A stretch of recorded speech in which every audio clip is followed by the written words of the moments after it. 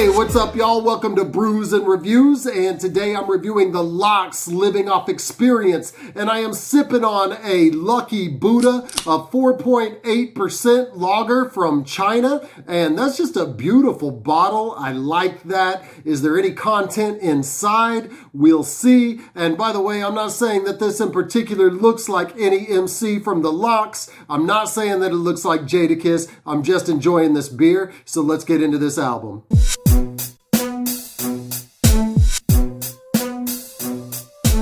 The LOX Living Off Xperience, and this is their second reunion style album since 2016's Filthy America. So it's been 4 years since we've heard them all come together, something that was a bit overdue. And this is also the second week in a row that we've got a release from a 90s era grimy style of MC like we got Nas last week. Living Off Xperience is a nice backronym for their name, the LOX.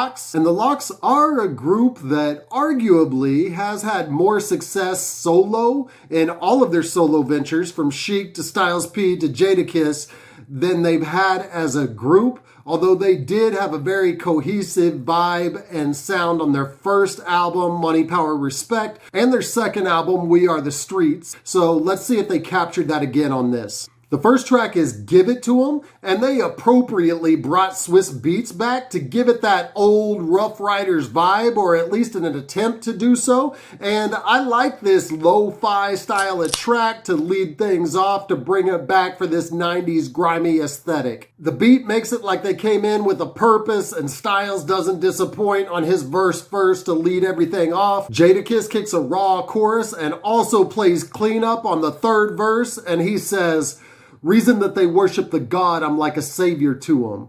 Sometimes I give it to 'em harsh, at least I gave it to 'em.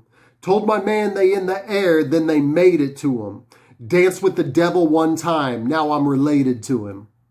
Cold lines from a cold MC for the first spot on this album. Move. This one is possibly even a more 90s New York style beat, and it was produced by the great Scott Storch, who's been making a lot of moves since I first started listening to him when he came out with The Roots. This is what a group track should sound like. It's very cohesive. There's 6 verses, although they're short, with multiple trade-offs throughout the song. As they're trading these rapid lines, it shows how well they mesh together and how they come together as a unit. And it also shows now in 2020 that although they've had some troubles here and there in the past, that they love and respect one another, a theme that we'll hear throughout the album. Bout Shit is the next track, and if we're really bringing it back and we're trying to get that dark late 90s sound, then they did it right here. They brought the man, the most popular artist from Rough Riders at the time, DMX, the dude who we do not hear enough from anymore, and he comes through with a verse on this track. Scram Jones provides possibly the best beat on the album with this one. And talking about DMX's verse,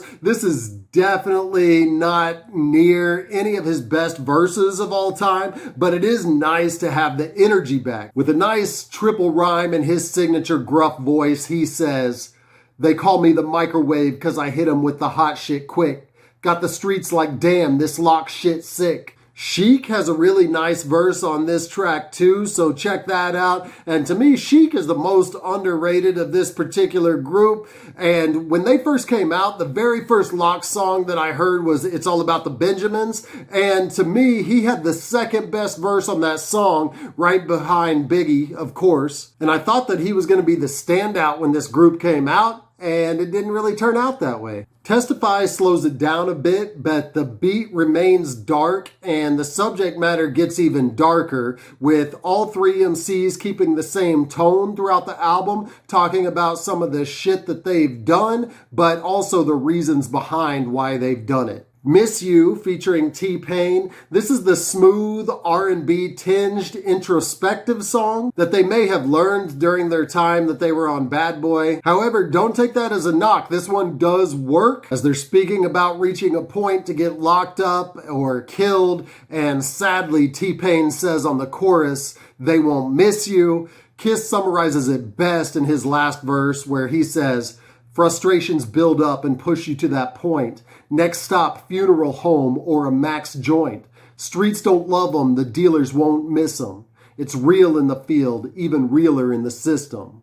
Story produced by Knots, and I love this beat. As simple as it is, this really brings it back to the 90s, and this reminds me of an old Premiere beat or even Diamond D, minus the scratches. We don't hear that on this, but it's something kind of like Mathematics for Most Def in that style. It's completely reminiscent of the 90s. We don't hear too many like this anymore. Displaying some of their best lyrics of the album, they kick a good story where each verse plays off the one before it. It all kicks off with Styles getting kidnapped in his verse, and then the kidnappers call Sheek, and he is ready to go to war to come and rescue his dude, and he gets Jada involved, and they go on a journey. They go to find these kidnappers that are wanting this ransom, and like any good story hip-hop song, there's a sharp twist at the end. However, in most hip-hop songs, it usually takes a very dark turn when they give you that twist at the end.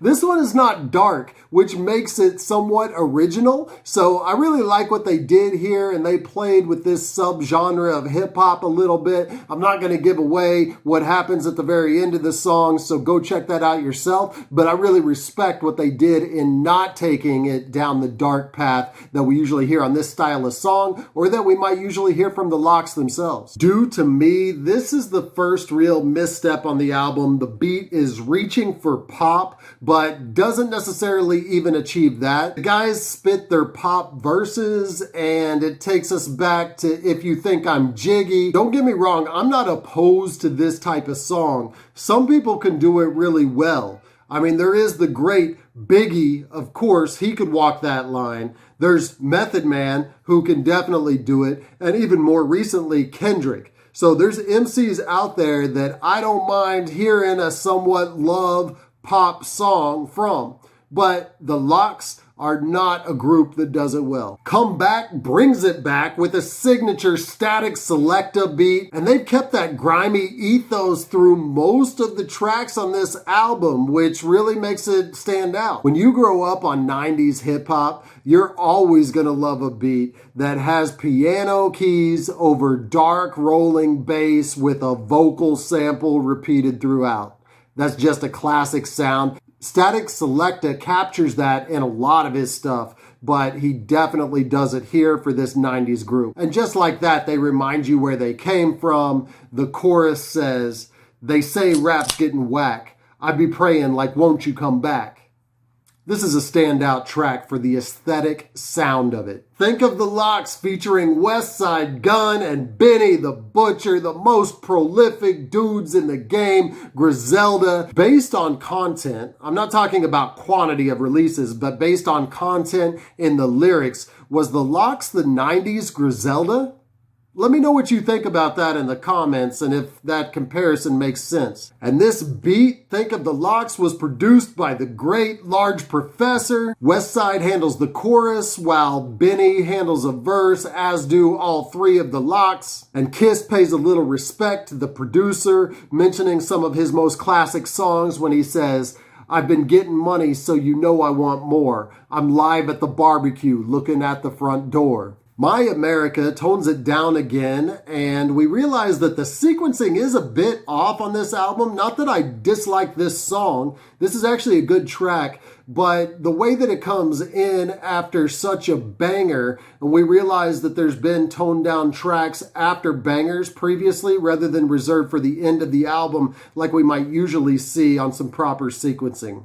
But this one still works with the group getting introspective. They're talking about depression and struggles. Kiss sums it up with a nice couplet. He says, "There's a reason a lot of people ain't used to me, 'cause I'm a shadow of the person I used to be." Damn, Kiss, that's real. Net Worth goes again for that 90s minimalist vibe, so while I liked it on the previous track, Story, I'm not digging it as much on this particular track. However, the track is short, and it seems to serve as more of an interlude for the dudes to spit some braggadocious lyrics. Dirty Dirty is dancehall inspired, and while I also appreciate this kind of track, to me it doesn't really work for the LOX. You just can't see people dancing to their shit. And granted, it doesn't have to be all dark and grimy and hardcore, but again, some people can genre shift and some can't, and to me this style doesn't really work with their flows at all. Commitment is another pop-tinged song. The dudes speak on problems in relationships, and as we get into the middle of this song, we start to feel like the album is a bit too long,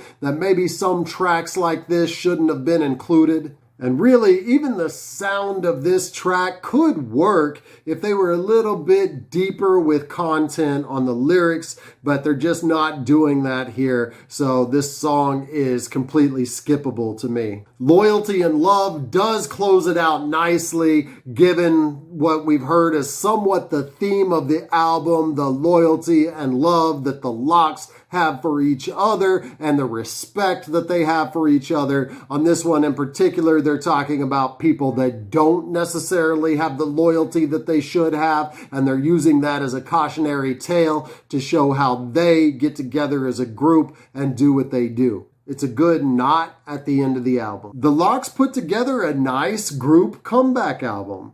The aesthetic is very much like what we heard from them in their Rough Riders days, with some unfortunate bad boy stuff sprinkled in. They've never personally blown me away with their lyrical content, although I've heard much deeper stuff on some of their solo ventures than I've heard on their group album. But on this one, a lot of the beats being throwback and giving you that nostalgia, and the song structure and the way they spit over those, it makes it all worth it. All that being said, I'm going to give this a 7 out of a 12 pack for the nostalgia factor and the fact that these dudes can still come together as a cohesive unit. Thank you for watching my review of the LOX Living Off Xperience. If you liked this, go ahead and hit like now and drop me something in the comments. If you didn't like it, also let me know why in the comments. You can subscribe to my channel, the link's popping up right now, or click on some of these other videos that are also popping up. I drop hip-hop and hops related content consistently, so until I see you next time, keep buzzing.